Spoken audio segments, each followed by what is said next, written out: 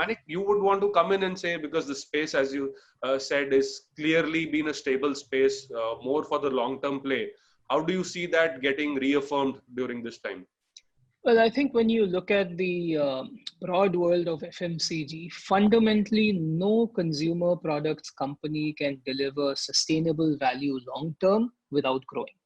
That's how it works. Consumer product space is dependent on innovation, depending on getting consumers loyalty or brands, dependent on meeting their needs every day. So I think as I think of the FMCG industry, over a long-term horizon, there is no question. The only way of delivering sustainable shareholder returns and profits is to grow. So the two go hand in hand.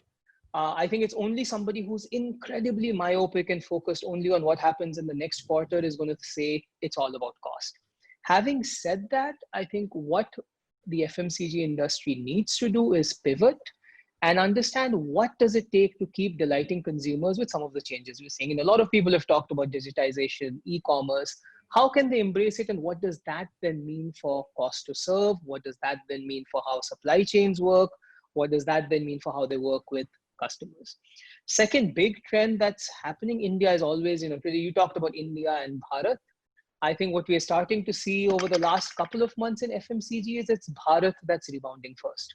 Rural consumption growth has been significantly higher than urban consumption growth, and there is a skew coming towards lower price packs. So I think one of the challenges will be how do you then drive cost innovation so that you're delighting consumers but continuing to make your products available at the right price points. So I think the name of the game for FMCG will be continuing to believe in and commit to that growth, but pivoting so that you can innovate in a way that continues to delight consumers based on where they want to shop, where they're receptive, the packs they want to buy. And I think it's going to be that balance that the whole sector will have to keep in mind.